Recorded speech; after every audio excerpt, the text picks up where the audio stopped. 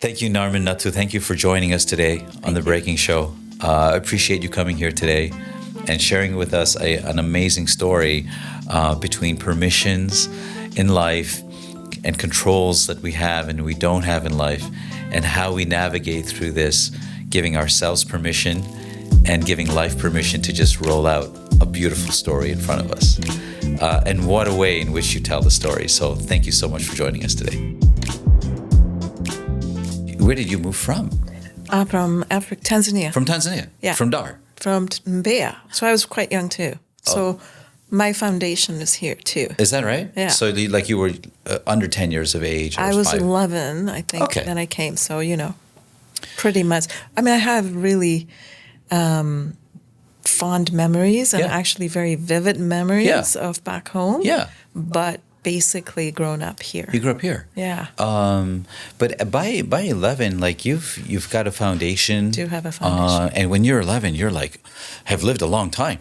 So you think. You have, friends that you're going to know forever. Sure. And hold a lot of value in your life, right? So there you are, but you weren't in the main city. You weren't in Dar. No. You were in a small kind of part Very of town. small. Yes. And life is different compared to Dar. It's not even suburban. It's like a little bit further than that. It's very different. It's rural almost. Yes. Right? Yeah. The size of the town is like what? I mean, I don't know, but from just the community perspective, there's maybe 500 to 700 at that point, but I was big. Right. And then slowly, people started to move away. But it was very small, and life was very different. Yeah. Simple. Simple, but yet very, a lot of British influence. Oh, yeah. And so, the lifestyles were different. Okay. And westernized a lot. Is that right? Yeah. So, I mean, I went to a private school. Right. Which was British-based private school. That's right. And so then the transition here was not that different, right? Your English is stronger. Yes. And so on. Yeah. When you find out you're moving, I don't even remember the announcement. I remember being in the car on the way to the airport. Oh, yeah? Yeah, that's all I remember when I think back. Yeah. I was that young. Yeah. I don't remember this announcement, we're moving to Canada. Yeah. I remember we're going to the airport, we're going somewhere. Yeah. That's what I remember. But was there like an announcement, okay, we're moving, you have to say goodbye? Yes. To people? Yes. I mean, the prep towards, you have to go through the medicals and whatever. Sure. So I remember all that stuff. And then it was, See?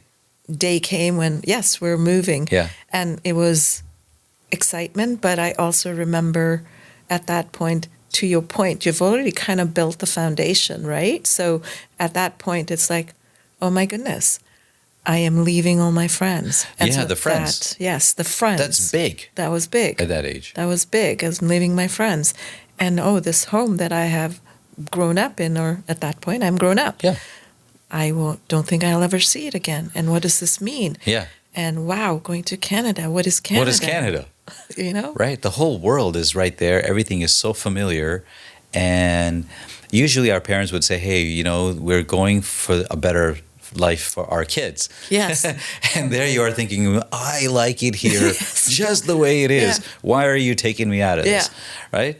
So when you first got here, so that's your friends, your whole life as you know it, not your choice, kind of takes a turn. Yes. Maybe one of the first turns in life. Yes. And it's out of your control. Yes. And when you look back on that, when the choice is not yours, as an 11-year-old, what were the kind of things that you might have said to yourself or what was said to you maybe as kind of something to look forward to where you're going that you have no idea about? Like, what would your mom or dad have said?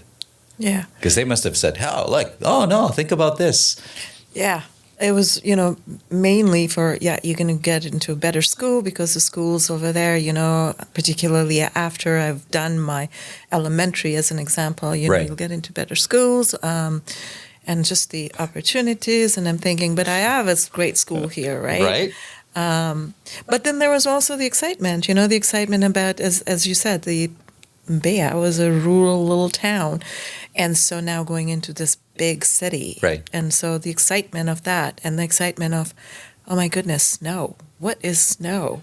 What is it going to feel like? 'Cause when we came, I think it was April. That was the month. Oh, So obviously there was no snow there right. at that point. Yeah, yeah. So there was all the excitement about the weather, the snow, the big school, but scary too. So now we've come into April, close to May.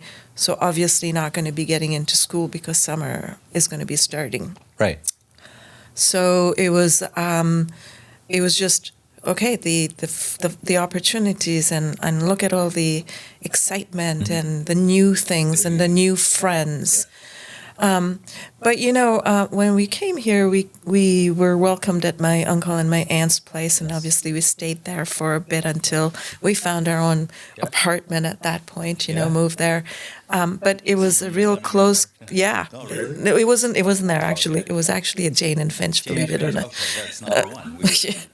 Yeah. So we came and we were surrounded by community, and so there was not a point that we felt lonely or alone. Yeah. And then cousins, and so it was. Cousins you hadn't met yet? They were very young, Right. or maybe just born at that point. Okay. So we all came together here. Have you ever been to the big city? Have you ever been to Dar? Yes. So kind of, when you're coming to Canada, were you making comparisons to like what's it going to be like and imagining? Yes. Right? Like, it could be like more like Dar. It could be more like this. It could be more like that. And then when you got here, was it what you thought it was going to be? It was more than what I thought, right? Amazing. And then just at that point going to the mall. We didn't have Right. malls. That's right. Right. And that was like, wow, this is amazing. Yeah. Wow. How big everything is. Yeah, how big everything is, and how, in one place you can find everything. Right. You see yourself looking out the window a lot in the car as you're going from places. And when you're landing here for the first time, just seeing how things work, Yeah. Right. And just the vastness of Toronto. I mean, it's vast now, and the traffic and all that. So that was all different. Yeah. Right. So I've been to many places. I mean, my parents was fortunate. They took us on vacations, right? So the bigger cities like Kenya as well, Okay, as so an you had example, traveled. right? But again, nothing compared to what was here. Yeah. Yeah. And Jane and Finch area is busy. Well, yes. Busy on all sorts of ways, but it was Yeah. busy, right? So there's a lot going on. Yeah. It's funny, right? Like, it's not like you forgot about your friends right away, No. right? You were still thinking about that foundation that you had, the world that you kind of left behind. Yeah. But when you finally get to that next world, it's funny, right? You just land off a plane, and you're not necessarily able to go backwards, right? But when you look at it in front of you, there's a lot to see, Yeah. right? And to look forward to.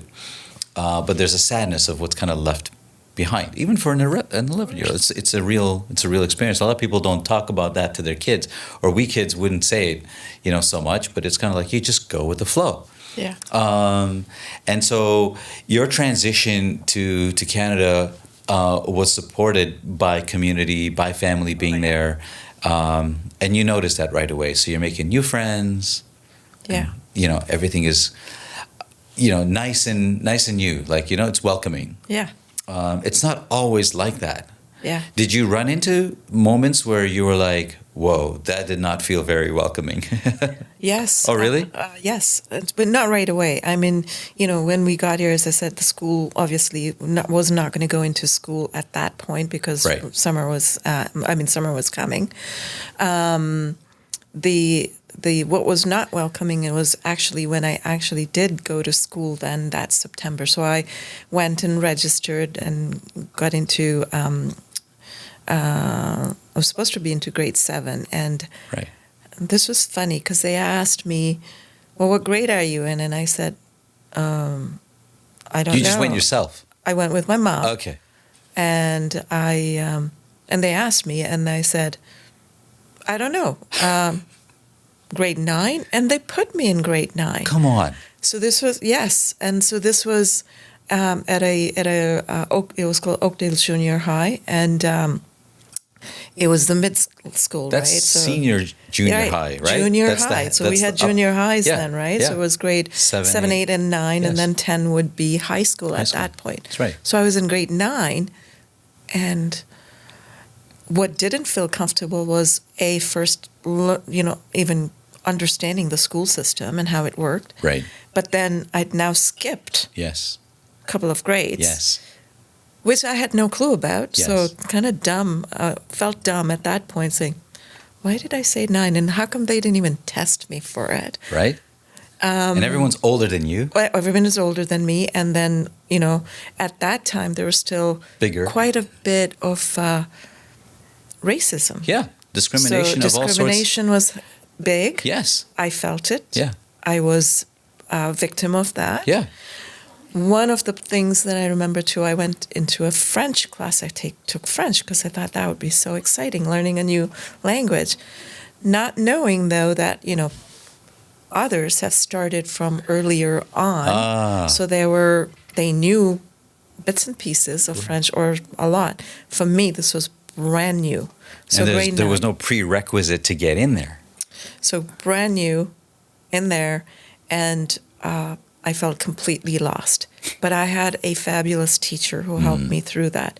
But the discomfort there was definitely not knowing the school system, but also not feeling included. Yeah. I didn't feel I belonged at that point. Yeah, the playground can be a real cruel place. It can be cruel. And it's funny because you came into junior high.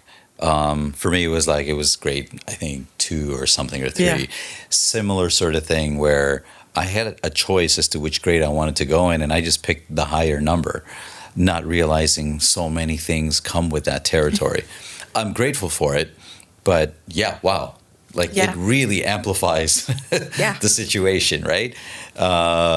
So what did you do about it? But I survived. Wow. I survived. What did you do? And I worked hard. I studied hard. So one of the things that is about me is I will make it work. Okay. And I have to come ahead of it. Okay. And so you were always like this? I've always been like that. Is it like something you get from being number whatever in your family? I don't know how many siblings. I'm a middle child. Okay. So I think that has a lot to do with it. That I had to be competitive. My dad, I think, has been a big influence in the way that I am, because he always told me that I could do anything. And he had this big ambitions about me, because I remember when we were little playing, and he said, well, what do you want to do? And I said, I think that I want to go into some sort of a medical field that I can help people. And how old were you this time? Oh, probably around, 6, 7. Okay. And he said, that's great. And you can do it, because you're smart. You can do it. Huh. And he said, and this is no disrespect to nurses, but he said, I don't want you to be a nurse. I want you to be a doctor. Okay. Imagine that, an Indian family wanting the child to be a doctor. So never heard of it. typical, right? Right? Those are the one of the 3 or the 4, That's right? Exactly right. Mm-hmm. And so that he had done that, and I think that they were expecting. So we're 3 sisters, and I'm the middle one, as I said. I think his expectations, or their expectations, were that, or hopes, were that I was going to be a boy. And so I feel that I was sort of treated that way, because when I was little, I was a tomboy. I would be climbing trees, climbing the roof. Over there we had roofs in the houses. So I would be climbing roofs. I would be getting into fights with boys. I was real tomboy. Okay. And so I think that was all part of just me being brought up. And so I was always like that. And so coming to Canada too, as we were settling into our new place now, I was the one painting. I was the one who kind of did all the little chores in the house that would be maybe, because my dad worked. My mom had never worked from, back home. They had a business and we had help, and so not much of domestic work that she had done or worked outside of, the business. Right. And so naturally, I don't know, I took it over doing all these things. So I would do the little fixing ups and things like that. So that was when, generational or cultural sometimes, but there was like, girls don't do that, you know.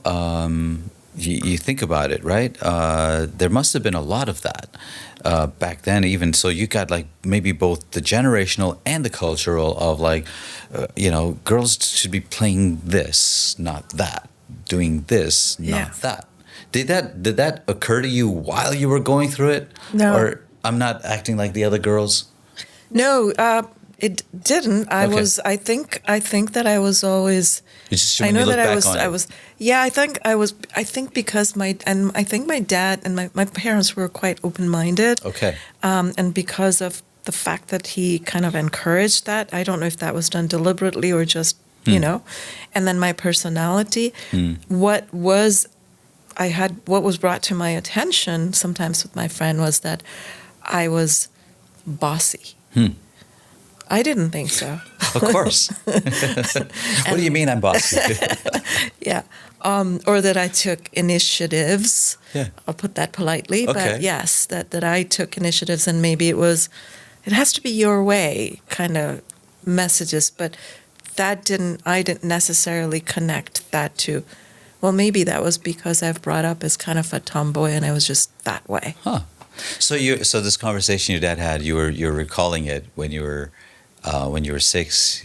You wanted, so because of that conversation, now when you're in French and struggling, you felt that helped you somehow.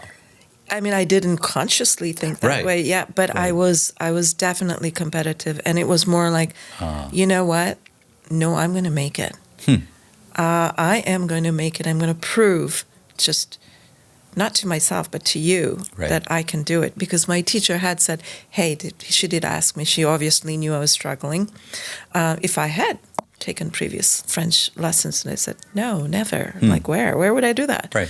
And she said, well, it's okay for you to drop out. Oh. And I said, no, I don't want to drop out. And she said, okay, that's fine. I can give you extra help. But, it's okay for you to drop out. And so that, I think, was more like, well, no, I'm not going to drop out. And then just fast forwarding, actually, when I went into then grade 10, I continued with French. And I actually won an award of the best student No in French way. in that grade 10. That's Yeah. amazing. From Yeah. being offered a dropout Yeah. to winning the French award. Yeah. Amazing. Yeah. That's- so that's just a bit of And that's coming here without having taken the grade 7 and 8 experience. no. Tells it you was what. tough. So you're getting confirmations, it looks like, in life at that point in time that you make a good boss, I think. Like you're strong. You set your mind on something, you're going to do it. Yeah. And that's great for your confidence, I think, when you get that award and you get that recognition. And when you won that award, did you think back to when you were offered to drop out? Or yeah, you of did? course. Okay. Yes.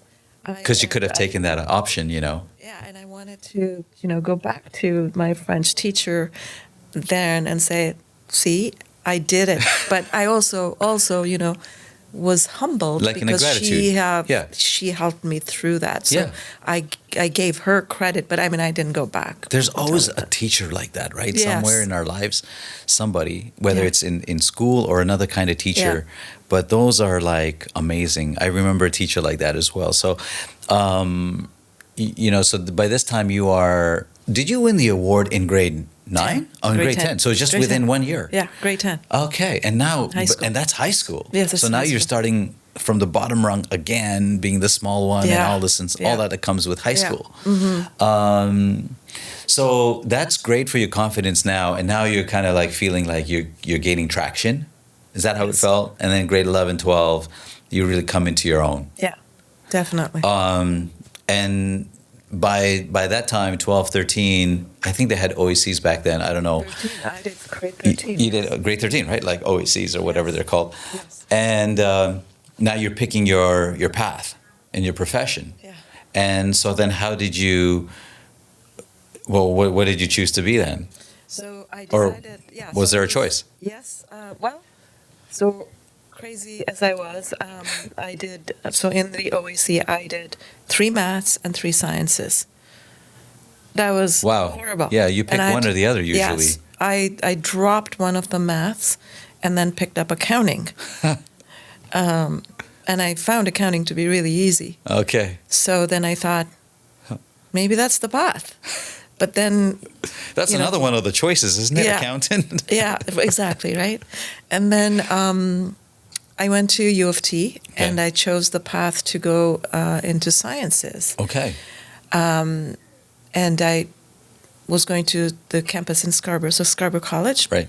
And I took calculus. And so before you get to calculus, start the year, during the summer, I got this package saying, you have to do all this homework before you get into, and I thought, okay, this is not looking like the path that I want to go. I did it reluctantly, didn't do too well on that, and then took the sciences. And in Scarborough College, and I don't know what it looks like now, but at that time, all the labs and everything was down in the basement, and it's like a dungeon. Yeah. And scary. And you had classes at night and whatever. Yeah. So very quickly I said, no, this is not going to work for me. Yeah, we're still at Jane, and I am. Scary is scary. Yeah, I actually was Jane and Shepherd. No, not much had changed, but yes. And I was taking the bus and everything, so it was like, You could have just gone to York. I know, right? But at that time, no, I'm not going to go to York. It's U of T. That's right. See, like even when you say it like that, it's Yeah. getting into U of T is like one of the most renowned schools in the world for sciences, and you had the choice to go. Yes. And you could have taken. It's a lot easier for you to go to York. It's a short Yeah. bus ride, versus going from there all the way to Yeah. Scarborough. Why? Yeah. Why? Good. It was U of T, and that's where I wanted to go. Okay. So, and I didn't want to go to St. George campus because it was so big and, all over the place, and you have to. So that scared me. Okay. So I thought, okay, I'm going to go to. So something Scarborough. did scare you. That did That's the scare- first time I hear you're scared of anything. Okay, that's interesting. That's It scared cool. me to go from one building to another, or at least I thought that's Sure. what it would be. Yeah. So I did, and within a month, maybe 2 months, I decided this was not the path. And so I was going to go into, you know what? I did accounting. It should be easy. I'll go into commerce and economics. It wasn't so easy. Mm-hmm.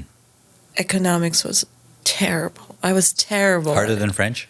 Harder than French, for Can you sure. believe that? I did not understand most of it, but, I went through it and ended up working in a property management place as an accounting clerk of some sort, and worked there for a year. By this time, by the way, I've got married.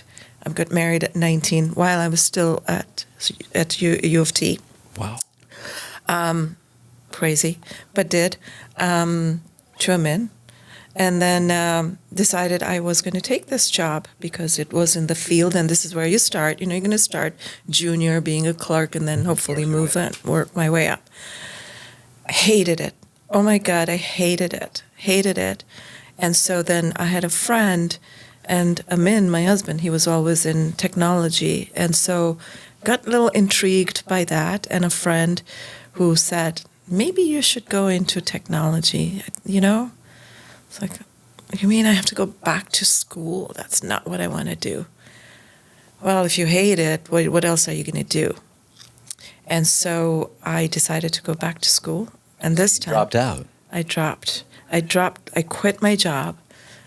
I had a child, a baby at that time. Wow. And You just like picking the harder route. Narmin was very supportive of that, and decided to go to Seneca College. Wow. And I decided to do electronic engineering and data communication. Okay. I had no clue what Wow. this was all about, but got in. And so I did it. It was a 3-year program. Right. I did it in 2 years Right. because I did the summers too.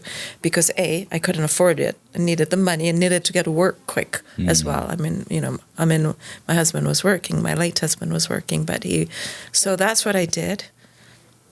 Total change, and loved it. And and then I got into that field. So it's amazing, right? I'm just hearing it for the first time, and I see a constant pattern, right? That you're doing whatever you're doing, and then life happens. You move, and then you're doing what you're doing, and then life happens, right? Yes. And it's and then you're doing, and again it happens, and each time it happens. It's the same thing. It's like you have no idea what's on the other side of this. And when you get to the other side, in all of these instances that you've talked about so far, you realize, wow, I got here, A, and then B, there's all kinds of cool stuff going on over here. And you found something, not really intentionally getting there, but like life takes you there. Yeah. And that you accepted it, and that you also said, as tough as it's going to be, I'm just going to apply myself, and you got at it. Even the fact that you had to get something done in 2 years instead of 3, because you got to do it for the money. And there are times like, I can only imagine, I don't know if this was the case, but there's the educational challenge, but you're now also you're not only in a relationship with as a spouse, as a life partner, but you got a kid now on top of that. And then on top of that, who knows how the money situation was. Tough. Right? Like there are days where you got to decide what you're going to buy maybe at the grocery store. Yes. Definitely. You had a lot of support, you say, Yes. community, but sometimes not having like means or resources. You can have all the desire in the world, all the motivation in the world, but is there ever a feeling like you're successful at this point in time? You have had so much success, but you don't feel like you're a success. No. You have traveled over an ocean. You've learned a new language. You've won that award. You got into UFT. Yeah. And you still don't feel like you're a success, even in that moment, because there's not enough money, for example. Yeah. Or you feel like a failure, actually, that you're almost like letting, like, what have I accomplished? Did that actually happen? Like, you're probably still young. You're 19, 20 years old at this time. Is that a feeling of... 21, 22 when Tanisha was born, yeah. So, yes, it in spite of being so successful. But to your point, you don't feel successful. You didn't feel what is successful. success, right? Yeah. So sometimes, and even now, well, maybe not now in my more mature and wiser days, Right. success is not necessarily measured materially, Sure. right? But at that point, But when you're it was. struggling, right, When in the you're way that you are, struggling, it is. you feel It like is. you're not successful. You're struggling with something. Yeah, because okay. And then at that point, it's like, well, maybe I should have stuck with sciences and been the doctor. Okay, here comes the doubt, right? Right? Okay. I should have stuck with it, and I should have maybe gone, and maybe I would have been actually successful to be the doctor that, remember I had that, and my dad said I would make it. Yes. I should have done that, but I took the easy way out there because I just couldn't deal with the night classes and the labs and the science, all the stuff, and I took the easy way out. And now here I am. Now I'm back in school. But you know what? I did it in technology and still don't have money. And now I've started right at the bottom all over again in this field where it's primarily, completely male-dominated now. And I have been in this, I get my first job, and I am a field technician. I'm the first woman in, there were 32 field technicians, all male, and I'm the first woman. Yeah. and I'm at the bottom, at the bottom. So you say you're at the bottom, but you're the first woman as well. So I you're was the first breaking. woman. So you're breaking like barriers. You're crushing it. It's tough. Of course, it's tough. What I'm wondering is that at that time, you mentioned your father, right? Saying that you were so smart. Did you ever have this feeling that I'm letting my father down, or I'm letting people down, or I'm letting myself down? Not my father or my parents. Good. I think that they were always very supportive and just proud of whatever. Amazing. And always encouraging. I don't think I've ever heard them say anything, that, oh, you should have done that. Right. Did you feel like you were disappointing your potential? My own potential, Did you? for sure. Right? Yes. Even though you had some people get 1 degree and they're done. You did one, and then you go back another, and then you're in this, and you're feeling disappointed. Yes. In spite of the fact Yes. that you're accomplishing all this. Yes. Yes. Okay. Why? And still today. Why did you feel like you were not? I think I just had kept very high goals and expectations of myself, and which is not the best thing you do. I mean, it's great to have high. Well, you drive expectations. yourself. You do. Yeah. But not to the point where it's so high that it's not either achievable, or if you even come close to achieve it, then, oh well, I can do better. So this has been I think I've always been like this, which now I changed and am changing when life happens. Then But look you at how far realize. it was getting you. You're doing things that no woman had ever been given the opportunity to do before. You fought your way into that. Oh, it was tough. Right? Like, I'm just thinking about the interview process. I'll tell you the interview process. I remember sitting there, and the hiring manager who was interviewing me, he asked me obviously all kinds of questions, technical questions. The one thing he told me was, so would you be able to, lift things and heavy things? And I said, well, I mean, yes, maybe, it depends, and it was tiny. And he goes, well, let's test you. Mm-hmm. Again, very male-dominated. I don't think today this would happen, but at that time it did. Mm-hmm. And at that time, and this dates me, we had like large HP laser jet printers. Yes. And she said, well, you'd have to carry this to a client's place because if sometimes you'll have to do that. Let me see if you can carry this. Yeah. And that was part of my interview test. Huh. And I carried it. It wasn't easy, but I did. Mm-hmm. So yes, that I was challenged, and that was an interview. Yeah. You mentioned. So I didn't think of it that way, that I'm breaking into anything. To me, it was, well, I've done this course. I better get a job. I need the money. I will do whatever to Right. just, again, get in and start. You weren't trying to set a world record. You were just no. trying to survive. I'm just trying to survive. Amazing, right? Like where your view is, but what you're actually doing. Yeah. That's amazing. Yeah. And it's also great that you had this the group of people around you. You talked about your parents. You talked about Amin, right? And having partners, supporters along the way. It makes a huge difference. But in spite of having that support, even then, you're the one who's got to walk the path. And I shouldn't say it's no easier, but the weight doesn't change. No. You might still be able to lift it. You might be more motivated, but the weight hasn't changed. Yeah. So you're already very successful at that time, but you're still feeling like you're at the beginning of things. Yes. You're not where you want to be. Yeah. So as you kind of go through this, it's amazing how you're constantly challenged, and in every challenge you keep somehow rising to it. Then at what point in time did you join to start that? Was it a business that you guys got into, or how did that come about?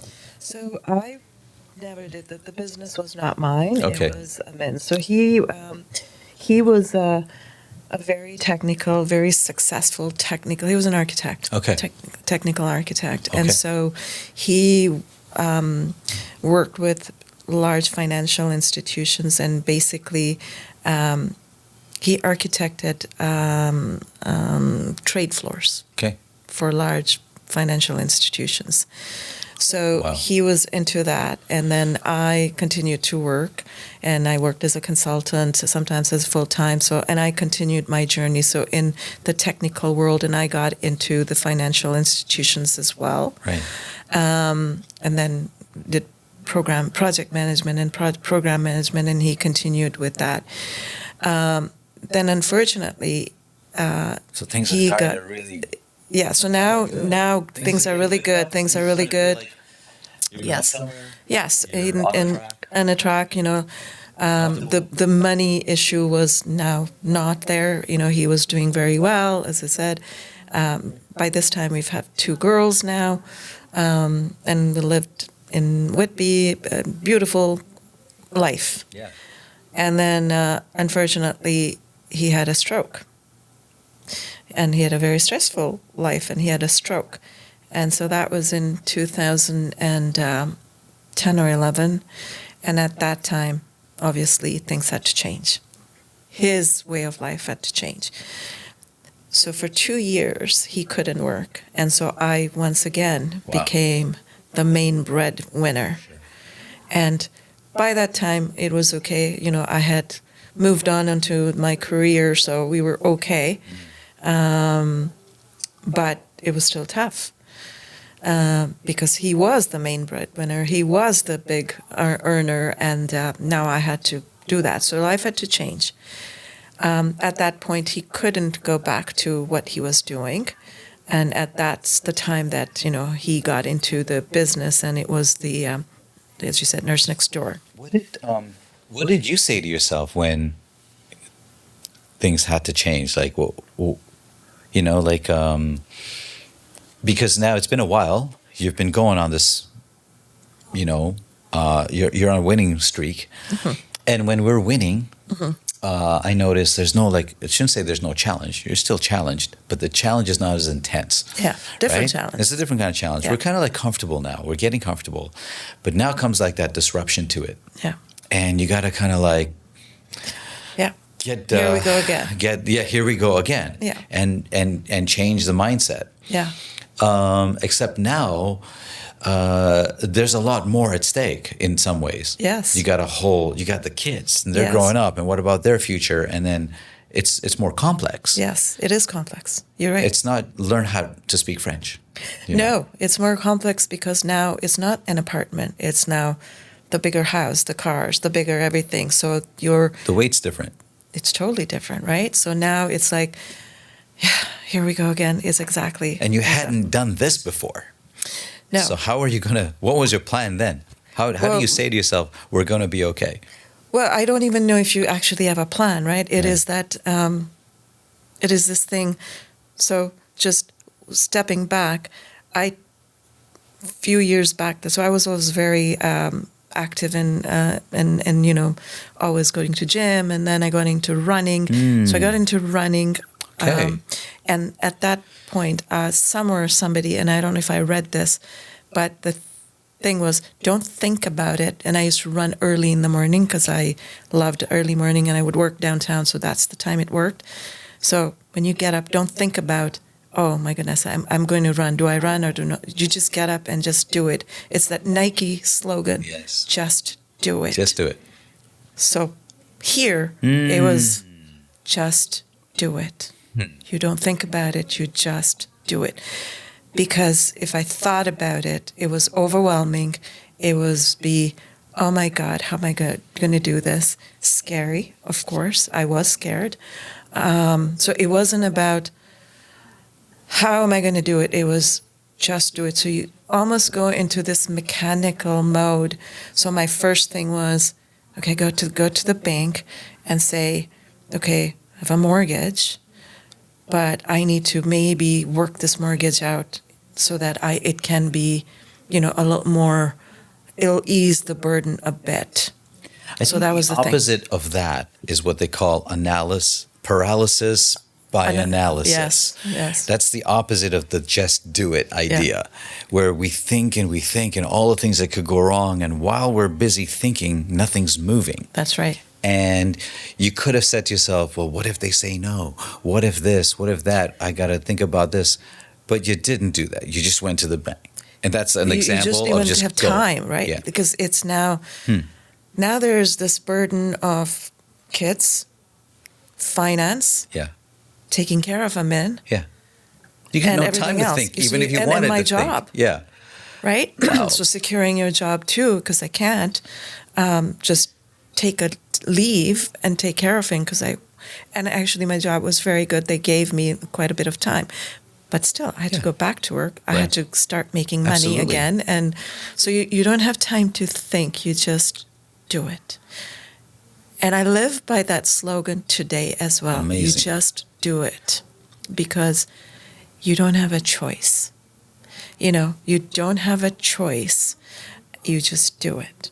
And maybe you do have a choice, but at that time you're not thinking you have a choice. Well, the choice is to do or not to do. True. That's a choice. True. The choice is to, as I say, like when I'm training with people, one of the things we think about is like, when you're crossing over a tightrope, they say, don't look down, Yeah. What are you thinking about? You're thinking about the fall. Why do they tell you don't look down? Yes. Because if you think about the fall, you're bringing it right up into your realm of existence and possibility. Whereas just take the next step, that's your focus. Yeah. And the one who focuses on the next step takes the next step. That's a choice. Yeah, true. So you didn't maybe have a choice on circumstance, but you had a choice on your response. Sure. And that's, I feel like, the boss in you. Yeah, probably. Yeah, because some people sometimes wait for someone to tell them what to do, right? They wait for an answer. They wait for a sign, or they wait for something. They're waiting because they're unsure, because they want to think about it some more. Mm-hmm. Those are all choices to wait. To wait, like you had a friend who told you, for example, hey, maybe you should consider going into tech. So somebody's waiting for an answer or a solution to present itself, but it doesn't present itself, and you're out of time. So you gotta do. Yeah. But still, people don't. We remain a little bit paralyzed. Yeah. Maybe out of fear. Sure. Like the deer in the headlights, as we say. Like it's all coming at me. I don't know what to do. I'm overwhelmed. Right? Yeah. It's still the same situation. It's very overwhelming. It is. Right? So did you not feel overwhelmed at all? Of course I felt You did feel overwhelmed. I felt overwhelmed, but I didn't have the time to sit into that situation and feel overwhelmed because, things had to be done. I had to take care of the girls. I had to cook. I had to take care of them. I had to take care of a man. I had to take care of finances. I had to work. So sitting there and again, this is not necessarily a thing you sit down and say, well, I can't feel overwhelmed. I'm not going to sit in it. You just are mechanically doing it. And so, reflecting back, it was more like I didn't have time to think about what's next. It's just what came, and impulsively you just go ahead and do what is impulsively has to be done. So it was more like it's a mental prioritization. Right. That I have to take care of the finances first. Go to the bank. That's what you do. Go to the bank and see, hey, let's refinance and help me out so that my payments are going to be smaller so that I can take care of everything else. Mm-hmm. Right. It's with the girls. They have to continue. Can't disrupt their life. They have to continue with school, their activities, all that stuff. So what do I need to do there? Okay, you know what? Maybe I can arrange some carpooling and things like that. And great, we'll do that. And the girls are older at this time, so they can help out too, right? And it was more about, okay, housework. Does it need to be really neat? No, I will do what I can. I'm going to have to cook. I'm going to cook these. Oh, now I have to cook really healthy meals because I have to do that. There's a saying like, they can, like, it is what it is, right? They say, and then you go. It, but sometimes also it can happen where it's like, here we go again, like, like like the crying over spilt milk maybe is not the right way to look at it, but it's like, why? You look around and everyone else's life seems to be, like when you were leaving Africa, not everybody left Africa. Some Right. people were staying and they were just good with it. Yeah. And that's just fine. Yeah. They look happy. Yeah. You look here, they look happy. Everybody seems to be just like good. And your life is like, "Rah." Yeah.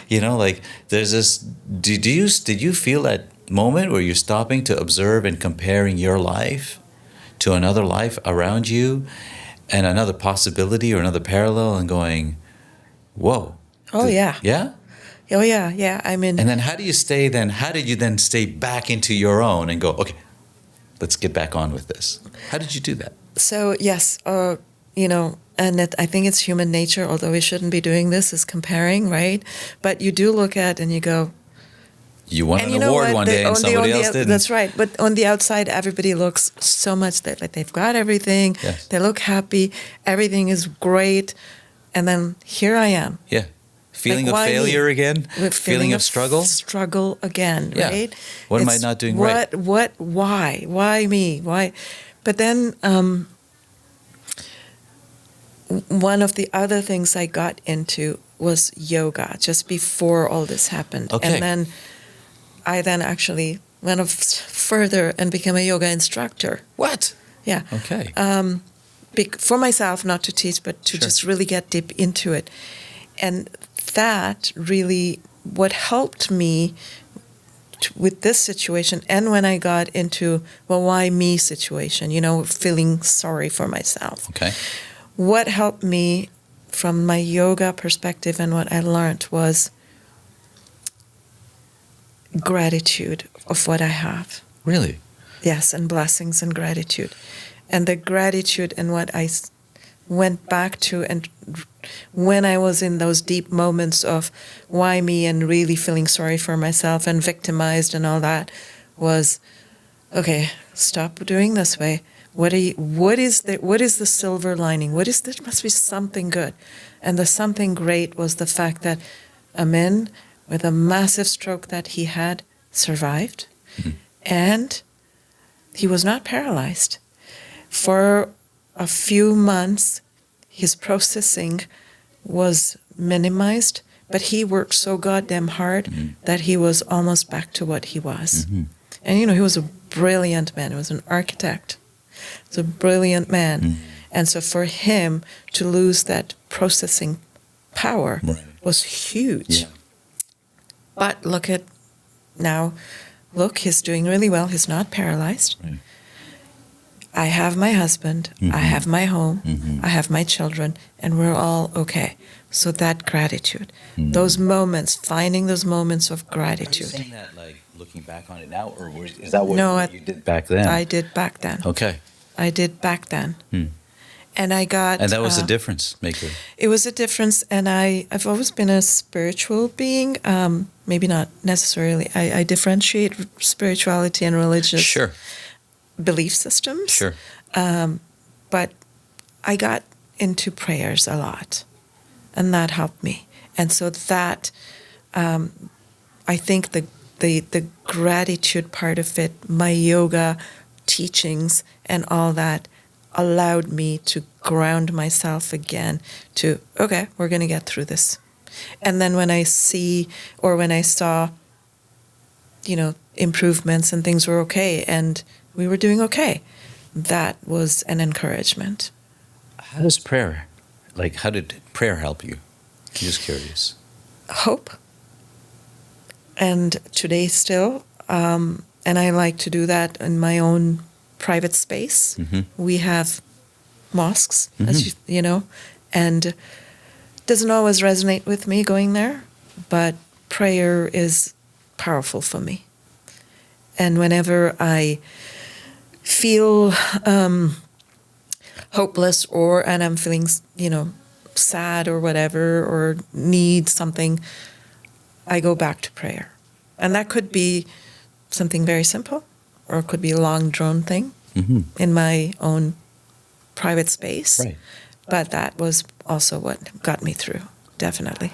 It's funny, huh? I mean, you could have all the education in the world, right? And it's something like running, and something you read on a shoe box. Yes. 3 words, right? And Yes. it's how you put it into yourself every single day when you got up to run. You might have been getting up to run because you felt like it was a form of exercise, Yeah. right? But you never really count the possibility that the physical exercise is one thing, but that by running or that by doing something like yoga, when life happens, you could have all the, rationale power in the world, but it's one of these kind of like, let's just call it not soft skills, but mindsets, or mental like steps that you take that make all the difference. And really, if you ask yourself, how hard is it to really execute that step? I mean, did you not have the power to do that once upon a time? Like, you always have that power. Yeah. You always have choice. Yeah. You can True. always just say to yourself, just do it. Yeah. Yeah. Like, it's not something you have to go out there and really acquire No. from somewhere. Yeah. That's the amazing part. It was always there. It's But simple things, it's right? accessing it Yeah. right at that time, Yeah. and knowing to do that. Yeah. I feel like that's I don't know. I've always found that to be really interesting. Yeah. And again, it's not really a conscious effort that you do that. You know, Really? it's just, for me, it wasn't, at least I don't think. It was more of, You didn't You just have kind two of- voices in your head at one point. It's one that said, "Okay, stop, start this." Because when you talked about gratitude, right? You talked about like, okay, I'm feeling overwhelmed, and then you said gratitude. That's another voice, though. That's a switch. Yeah. You're still the same person, but it's another voice. yeah. That has to be consciously done, don't you think? Or like, you telling me like it just kind of it happened organically, or did you say to yourself, stop? Like, did you actually say to yourself, start this way, stop that way? I think that part of it was organic, and yes, maybe there is that piece when you say, okay, what do I do for me to get through? So now you need to Right. as much as I don't always, but you need to kind of think about, okay, for me to get through this, and just not from myself, Right. but to support. What do I need to do in order for me not to completely break down and have meltdowns? Right. Because that's not going to work. There is no time for meltdowns. And so it's like, okay, I have to think about, look, Amin is doing so well. I am really grateful for that. So I think that there is that piece of it. But again, it's not, I don't think in my case it was like I had to say, okay, stop, and now I'm going to take a different path. I think it was kind of rolled into just what I had to do. So in 2011, right? You were at 2011. This has happened, and as a result of taking these steps, you kind of get through that. You navigate you figure it out, and you successfully navigate. So now you're doing well again, and then how? And then what was your next? Yes. Then comes your greatest challenge ever. Yes. And then life is great. He's doing well. Now he's doing something in this business that he was just so passionate about. Loved it. Crazy business, because it's about healthcare and home care. Amazing. Mostly for seniors. It's a form of nursing. Tough job, Yeah. tough business, and you're always looking for, caregivers, and so all that. Girls are now into university. One is ready to get married. So now fast forward into 2019. Yeah. We're we have found we have found each other again. Yes. And girls are out. He's feeling great. We're enjoying our life, going to concerts and traveling and all that wonderful stuff, and getting ready for my older daughter, to get married, and also planning this big trip to Italy, where also my daughter and her fiance, after they were married, were going to join us. That would be part of their honeymoon. So March, big wedding is planned. Big wedding happens. Lots of fun. It was an awesome wedding. Then the trip to Italy is all planned, and it was September. And Amin goes to the conference for his business to Vancouver. It's every year. I don't go this time because after he comes back, 2 weeks after, we're all heading to Italy. So, no, I'm not going. I'm going to finish my work. I'm still working. I'm not in the business. He comes home, and he says, I'm not feeling well, just from the hospital. Mm-hmm. And I said, oh, he goes, I don't know. I think I have a flu. I don't know what's going on. He's home, and he says, but I'm really craving this one dish you make. Can you make that? Sure, I'll make that. Why don't you go rest? Whatever. Go take a shower. I will make that. And he's sitting there, and he's not feeling good. I call my daughter, and they say, Mom, maybe take him to Emerge. Maybe he's got pneumonia. It's sounding like that, which is not good. Rush him to the Emerge. He sits there for quite a while. They're trying to figure out what's going on. And then they say, oh, he's having a massive heart failure. It's like, what? Surreal. Surreal. I don't understand. My daughters have come to the Emerge. It's like I don't understand this. What do you mean he's having a massive heart failure? Yes, we're going to have to rush him to the nearest heart center, which was in Scarborough. We are in Whitby, Oshawa Hospital at that time. And I'm thinking, oh my God, this is not happening again, because the stroke, a few years back. Right. So it's like, is this deja vu? But what's happening here? Once again, he is gone in the ambulance, rushed to the hospital in Scarborough, and my daughter and I go home, pick up our stuff. So now I know kind of the routine of I'll be in the hospital for a while. So take my charger, take my phone, take my laptops, blah, blah, blah, take everything, go. Because we might be there, all night, whatever it was. Mm-hmm. So we get there. And the cardiologist, we're sitting there, the cardiologist comes to see me, and he goes, he's having a massive heart failure. And it's very risky, but we are going to have to operate on him. He's got, 3 massive arteries that are blocked.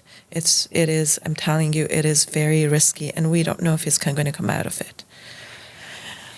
It's like, yeah, no, this is not happening again. And yes, he will come out of it. I do not believe this is happening.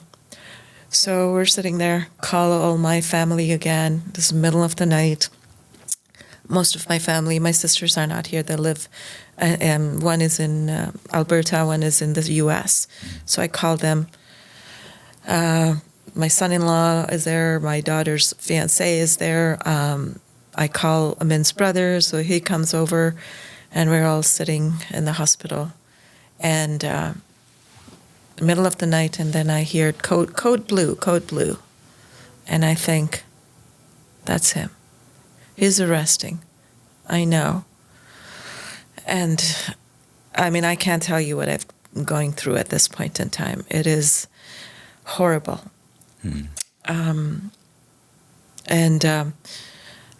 What seemed like forever, a nurse comes out and she says, Amin did arrest. We did revive him, and the surgeons, the cardiologist is working on him. Okay, everything is okay. And then it was done after what seemed like, I don't know, forever. The cardiologist comes and speaks to me and says, I'll tell you that he's very sick, and we did revive him, but he was, out for a long time, so we don't know. Now we just have to wait. The next 24 to 48 hours are really crucial. Okay. And so, my prayers are continuing. My family comes, my sisters come then the next couple of days. It's been a couple of days, he's in ICU, and now fast forward, 14 days go by, he's not come out of the coma. Mm-hmm. And there's days when there's little hope, there are days that there's no hope. So it was horrible 14 days. And then after 14 days, everything started to fail, and he passed, which was not what, well, obviously nobody expects that, but it was not how this was supposed to go. He survived the big stroke. He was supposed to survive this. Yeah. He was supposed to survive this. I knew in my heart he was going to survive, right. And he didn't survive.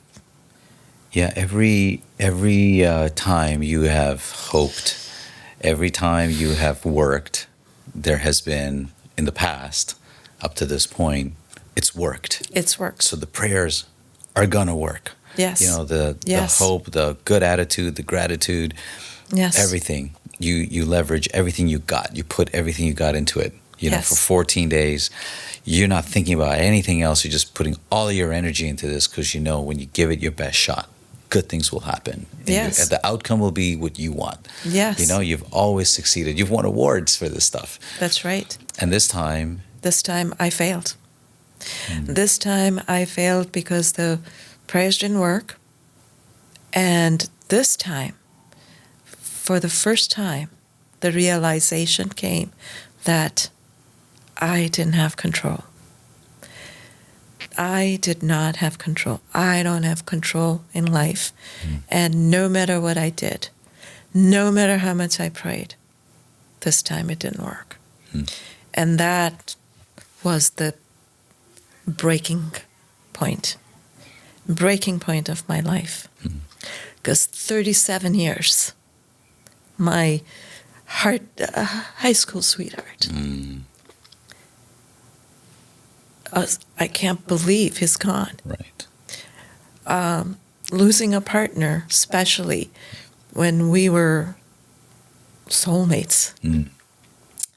I cannot tell you the fear, the hopelessness that I felt. And no matter how much I was surrounded by family, they were there. I've had incredible support. My daughters and my son-in-laws were the pillars, and they did everything. But even having them, I felt completely alone. The weight doesn't change. No. It's still the weight you got to carry. No. People can cheer for you. They can tell you can do it like your dad did way back when you were 6. But it's the weight doesn't change. No. It's not like it wasn't helpful to hear these things, but it doesn't change the weight. Yeah. It's still your weight. So it was, And so that first year was horrible. But this is what happened. Now I have the business. Well, did you, so interestingly, at this point, I was about to ask you, did you get into that same mode of the just do it yet? How long did the just do it part take to kick in? Because this is different. Yeah. Right? Yeah. There's a point, let's just say you go running. You can't run anymore. You're just exhausted. Yeah. Right? You can't run anymore. You need to stop. Yeah. It feels like this could be a point where you're just kind of like, I'm done.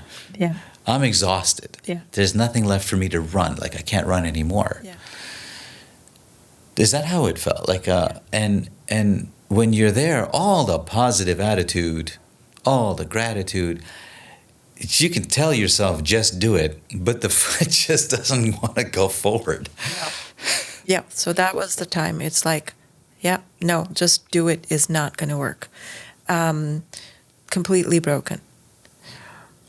And so it was like, and this is where my daughters and my son-in-laws came, because they were doing it. I mean, like, things had to be done. They It's were a business yeah. to run. And there was like no way I was in the state of mind to do anything. Right. And my daughter, Celine, who is in healthcare, she had just finished university, just gotten a job at a hospital, and took a leave and said, I will take care of stuff for a bit. Great. But here's what happened is, while in my personal life, I was a mess, but I decided, so it took 6 weeks to do the just do it part, but only partially, where I decided I am going back to work. And I had a really big job. And I said, I'm just going to go back to work. And everybody's saying, it's too early. Okay. Don't go. That's what I'm wondering. So you actually pinpoint it. You say 6 weeks.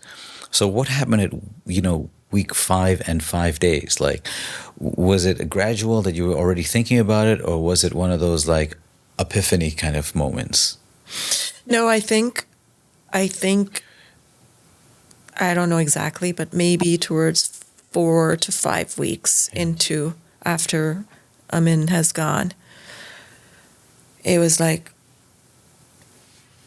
no, I need to keep myself busy, because so in my personal, I was spiraling into darkness. Mm-hmm. Mm-hmm. And that's when I thought, okay, I have to go back to work. So you're aware that you're spiraling. I am aware. And when you're spiraling, you're trying to stop it, but it doesn't. No. It doesn't stop. No. So my answer to that was keep myself really busy. Okay. At work. Okay. Not personal life. At work, because that's different. Right. So then went back to work, which was, and I was told at work, hey, at any time, if you don't feel that this is right, it's okay. Right. It's okay. You take whatever time. I was determined not to have, not to take that time, because this was keeping me busy with something else. Then I come home. So became highly functional at work, completely opposite at home. Like completely dark, in fetal positions. Right. So that's how the year went. Get through that piece. Yes. So, that piece. So you can be highly functional in one part of your day or self or life, and in another part, like fall apart, meltdowns, falling. Constant. Huh. My daughters. This had never happened for you before like this. No. Because usually you're functional, or you're. That's right. That's right. And so that was new.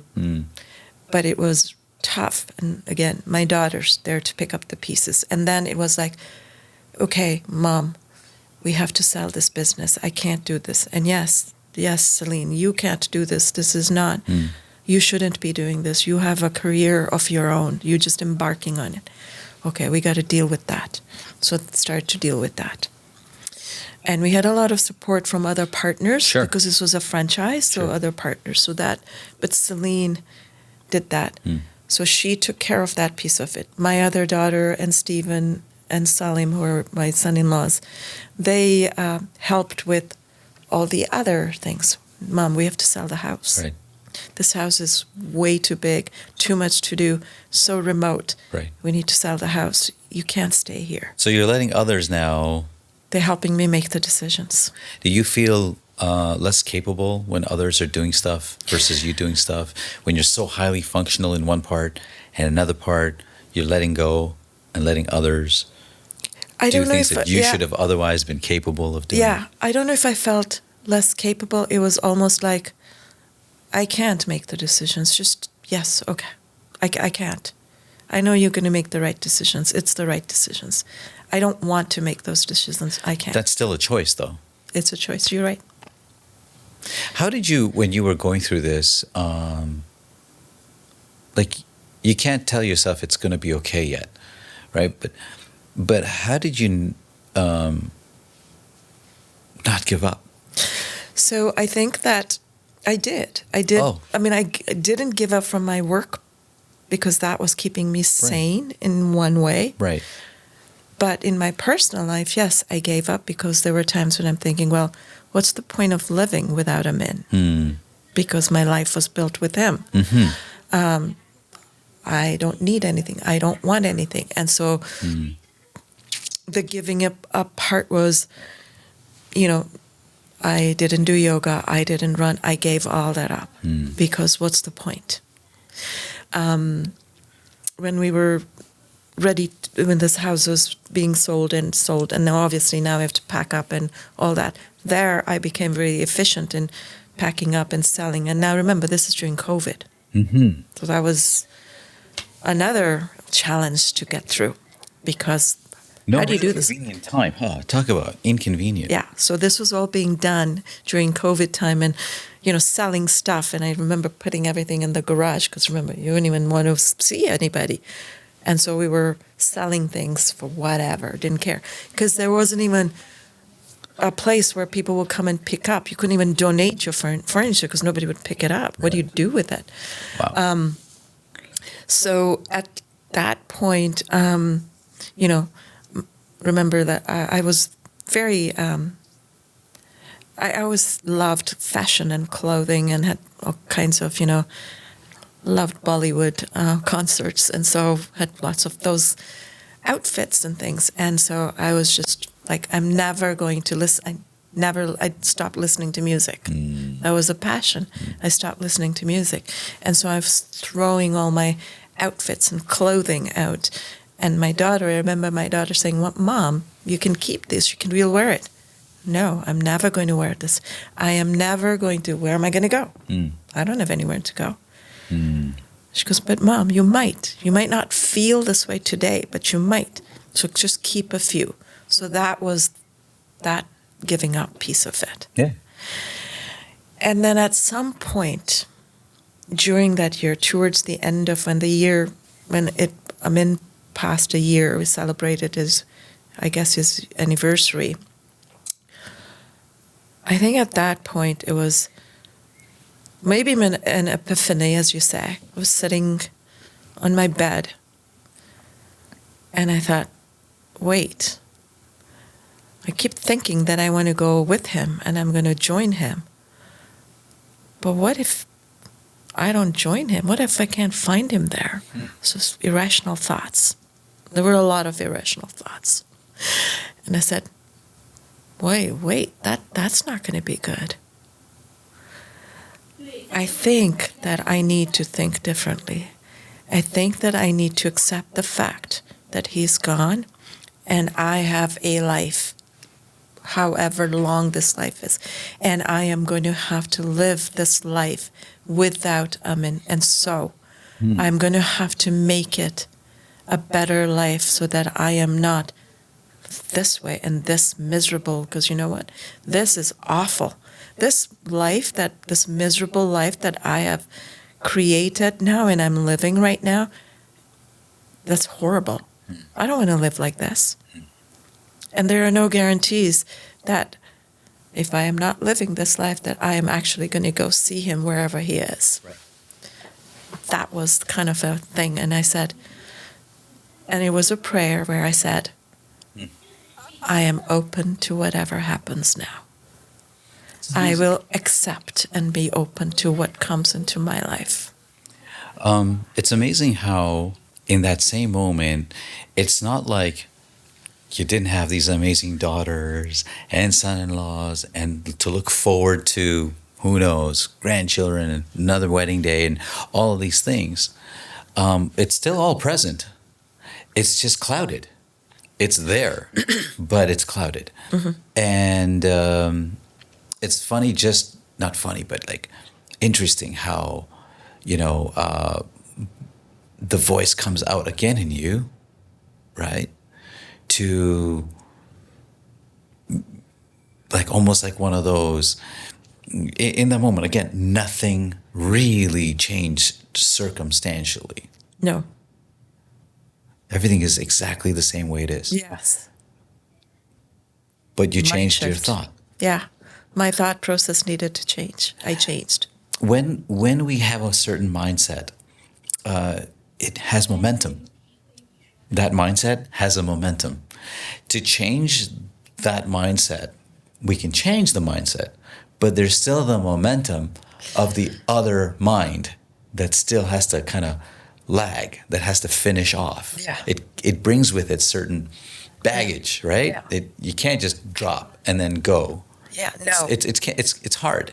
Now then it's a conscious effort. Yeah. Then it's a conscious effort of moving forward Yeah. and trying to let go. Yes. It's never complete let go, Yeah.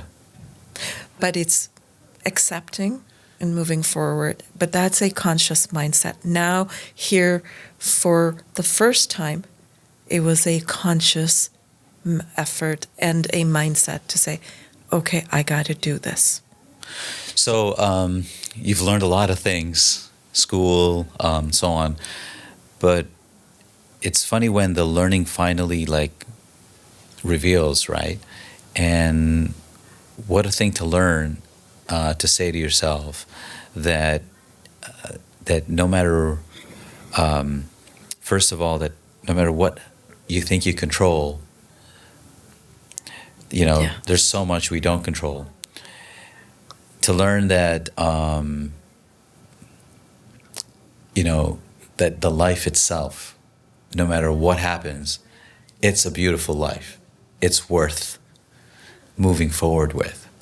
Whatever it might be hard to pay a bill, to buy something at the grocery store, to leave your friends behind, to learn a new language, to start at the bottom of the rung on in a firm, to learn to start over again in a new career, a life with somebody who you've been with for like all of your life, and then to call it again. Yeah. Right? Yeah. All of those things, worth looking forward to. Mm-hmm.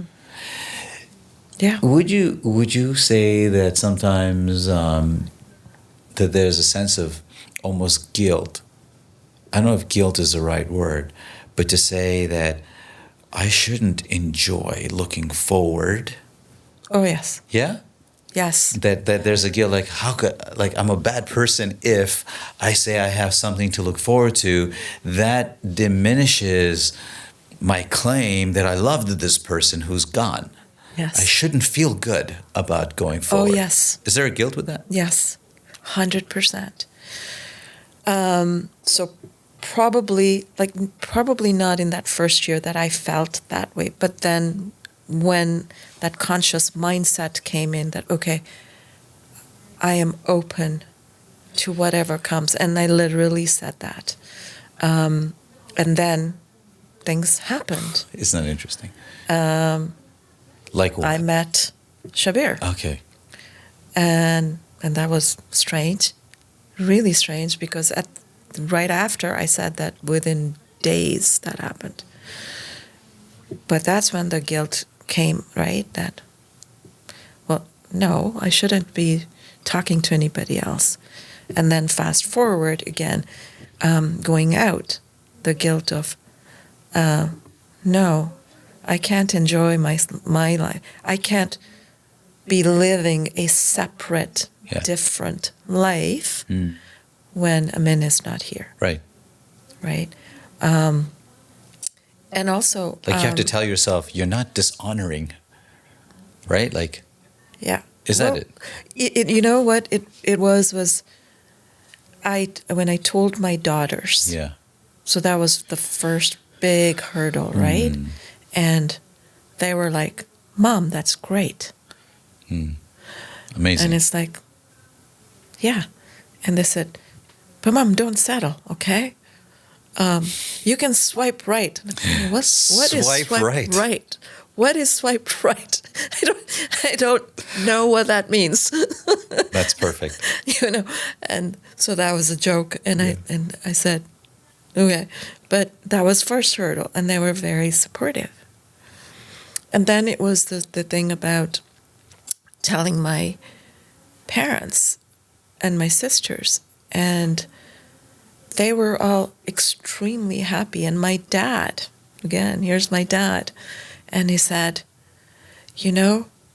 I am super happy because I've been very worried about you. And he said, I don't want you to feel guilty. And what I want you to, and don't let anybody, people will judge, but don't let anybody tell you how to live your life. You do what you want to do, and you walk with your chin high up, because nobody's paying your bills. That was his thing. And I am incredibly happy for you. I was like, and so that was another thing where it was like, you're not dishonoring. And he did say, it said, Amin is always going to be my son and in my heart. But you have to live. Mm-hmm. And so it was almost like getting those permissions. Mm. And to me, that was important. It's not like I needed permission, but it was important for me, for my family, to be okay with, okay, I guess I'm moving forward. Out of all of the permissions that we could get, whether it's from your daughters at the time, your father, your friends, where would you rate permission and your permission of others and permission of yourself? What would you say to that? What was the hardest permission maybe to get? You felt like they were always permitting. It seems not always permitting, but they wanted what's best for you. Do you felt like it was you permitting yourself also? Yeah. That was like half, if not more. Yeah, I think giving myself permission was the biggest thing. And so it's been 6 years since Amin has passed. Yeah. And even today, there are days when I almost seek permission from him. And I get signs. So I think this is the yogi piece of that comes up, right. Is I get signs and I look for signs. Yeah. He gives me signs. Amazing. I believe in that. Amazing. And he has given me signs, but I still ask. And so you said earlier, sometimes you never, it just, things kind of, it's not that it's always gone. So we talked, I think, in the room when we were talking. Grief, to me, is almost like waves. I don't think that you ever overcome grief. I think it stays with you. But I think that it comes in forms of waves. Like sometimes, the first year it was, a tsunami. And then it kind of settles and there's calmness and you do find calmness. And so then the waves become a lot more calmer and simpler, but there are still waves. And I feel that those waves will always be there, but maybe not a tsunami.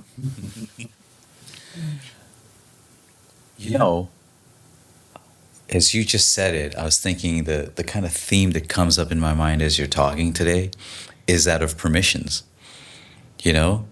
We seek permissions and we give permission. Like when you were, when you moved, would you have permitted moving if it was entirely your choice, or would you rather have stayed with your friends where you were and be comfortable?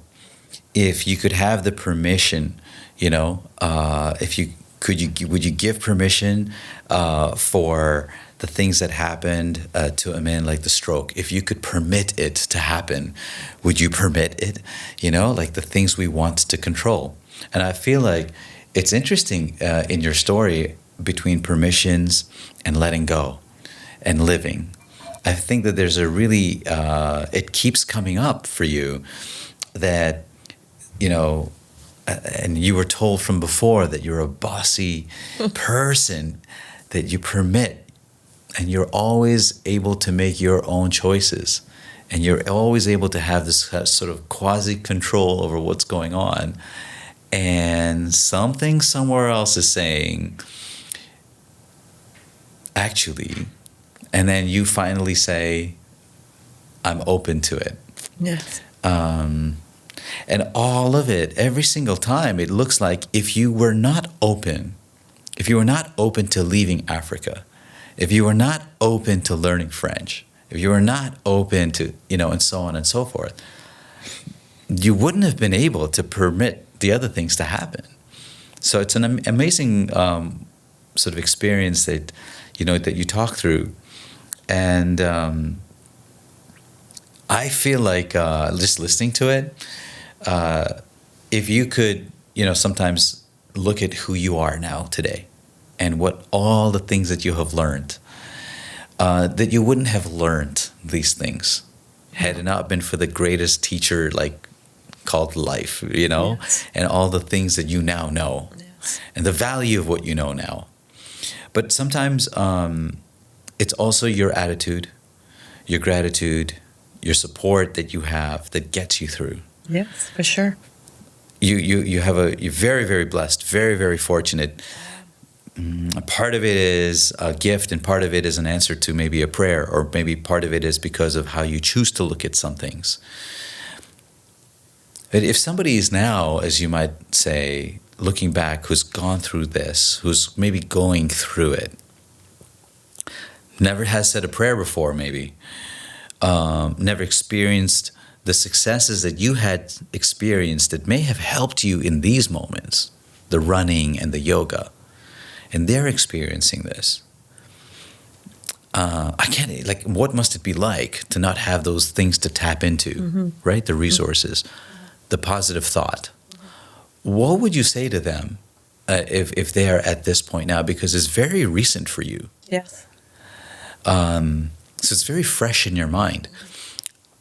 What would you say to somebody or who didn't have this sort of, who didn't know how to, or hasn't accessed or hasn't experienced the kind of successes that you had? How do you expect them to get through? Well, so, if it is grief, and that is what has been the biggest, obviously, event in my life that has, and maybe everything that, to your point, that was leading, or that I have learned, maybe it was leading for me to be able to handle the situation.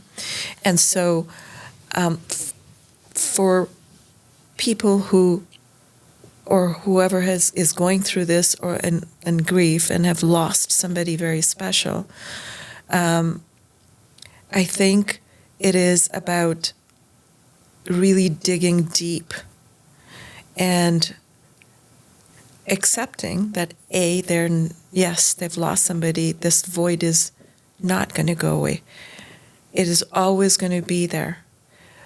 And so not to try and, fill this void, but rather to work with it.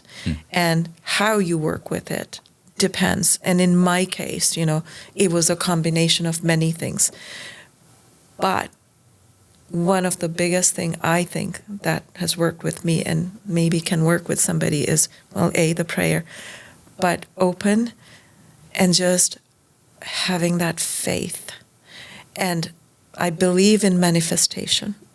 I believe strongly in manifestation, that what you think and what you desire, if you truly have that, then at some point, it doesn't magically happen, maybe it will, but you make it happen. Can I ask you something now? Yeah. I'm going to challenge that a little. Okay. Because when you were manifesting and praying for Amin Yes. to make it through, Yes. it didn't magically happen. Yes. So then what did happen? Yes. And so that's a really good question. And at that moment in time, absolutely, it was like, as I think I said, well, I failed. And what I felt was my prayer didn't work. Right. Because That was the strong thing for me, because prayer has always worked for me before in many different situations. So here, it didn't work. But when I then thought about it, Yeah. so recall that he went under, he got arrested, his heart got arrested. So he had a heart failure there, a heart attack. And it was about 15 minutes before they could revive him. So 15 minutes of no oxygen. I don't think that if he had survived, that there would have been a lot of damage. And would he have wanted to live this way? Would I have wanted to see him that way? No. And so now that I think back to it, I strongly believe that my prayer for that was, then do what's best for him. Because that was the prayer. So maybe that is how I am justifying it. But that's what I believe. Makes sense. Sometimes when we are seeking something or manifesting something positive, the event that the way we frame an event, we can choose to see it as something positive, or we can frame it and then see, that was actually the manifestation. So you can still be consistent in saying that what you seek, you find eventually, and that it's worth seeking good things. Yes. In these moments, and that's the way through. Yes. When we get to these moments, seeking yourself. I go back to that French class a lot in what you talk about, because it's such a microcosm of everything else, because you could have dropped out. Yes. You didn't have to win an award, but you ended up winning the award. Do you know what I mean? Like, you could have just passed the class. Right. That would have been success. Yeah. And you went all the way. So from just dropping out and giving up all the way to the highest achievement in such a short period of time, which at the beginning of that moment you didn't see yourself standing there, but you did choose. And because of that choice, you did get to, where you got. I mean, it's just, you look at it and go, oh, that was just French class. That was easy compared to this other stuff. Yeah. But say to that grade 7 kid who's supposed to be in grade 9, or a grade 9 kid who's supposed to be in grade 7, right? Yeah. That was really difficult to do. It was difficult, yeah. But, again, I haven't thought about it until you've brought this up, actually, and I think about it, and I think maybe those were things that were just, building up. Setting you up for success. Setting me up for whatever, yes. And, here I am, fast forward, and I'm okay. I've got beautiful 2 grandkids now. Yeah, wow. My Amazing. Beautiful daughters. Amazing. And my grandkids are my apple of my eyes. They make me smile every day. Yeah. I have a great partner. I'm grateful for that. And I have a wonderful set of very core friends that are protective of me and have just embraced me, and I'm grateful. So you're doing just okay. I'm okay, Yeah. Good. And I go back to that moment of I am open. Yeah. And that was a choice that I had to make, because if I feel that if I didn't make that choice, I'm not sure today I would be okay. Right. It takes a lot of bravery for you to share this, and courage to come out here and not just share it with me, but share it with our audience. It's been extremely.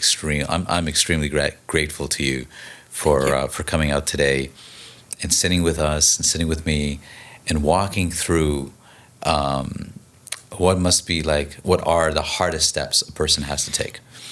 And I love how you're finishing to say, I'm okay.